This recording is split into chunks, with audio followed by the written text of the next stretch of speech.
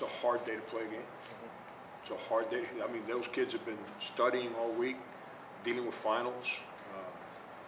I don't know if you guys remember, but I kind of remember this week, and I never enjoyed it a heck of a whole lot as a student. And maybe that's because I wasn't a very good student. Maybe that's why. But it's just difficult. They were taking finals yesterday, and we got to play a game today. And it's unfortunate, but that's the way we scheduled it. So we had to line up to play. And because of how we play, where it's with such aggression, defensively and offensively, you have to. Every time you take the court, you have to do that, and you've got to continue to repeat it so you can stay sharp. And unfortunately, this week, that's my decision that we backed off in practice. It's the players didn't come in and say, "Oh, we don't feel like practicing." It was my decision because I wanted them to finish this. We've had a very good academic semester, and I wanted them to finish it the right way. And so, I'm just happy this game's over and done with. Rick, how nice is it to have yet another potential 20-point guy on the roster? It's Darren. He's just going to continue to gain confidence in himself. He's put in almost 3 years worth of work to give himself a chance to succeed on the floor, and it's just good to see him go out there and make some shots. He's got that ability. He's got that in him, and now he's got to become better as a decision maker with the basketball in his hands. So he kind of plays a little too fast when the ball gets in his hand. When it's not a catch and shoot situation for him, he doesn't relax. But I'm happy for him. We need him to make shots like he did tonight. I mean, that balance that you guys have going is awfully tough to defend, I would think. It's hard to do if I only played 6 guys, Mark.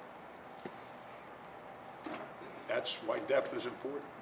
We got a lot of guys that feel comfortable being on the floor.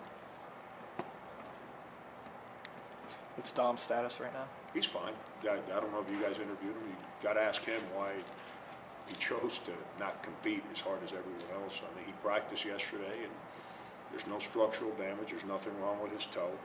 He just, I guess, doesn't like pain very much. DK indicated that you had some military officers in the locker room before the game. Jamar just left here. He's a little emotional. He had a friend that's in the war. Can you talk about just how this whole day kind of sits for your team? Special day.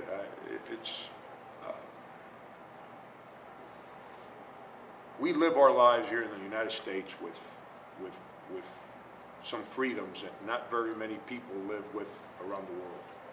And we live it pretty comfortably. And we live that way because of what those guys in the military do to represent what the United States of America symbolizes. And we do it with a military that's made up with less than 1% of our population, and it's completely voluntarily. That should say the kind of people that this country is made up of.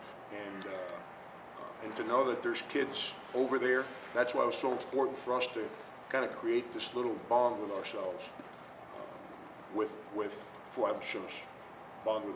bond between the First Lightning and ourselves.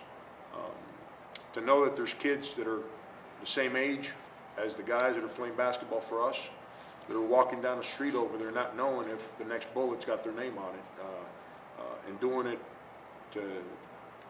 because that's what the country's calling for them to do. It's a strong message, and it's something our guys have taken to heart.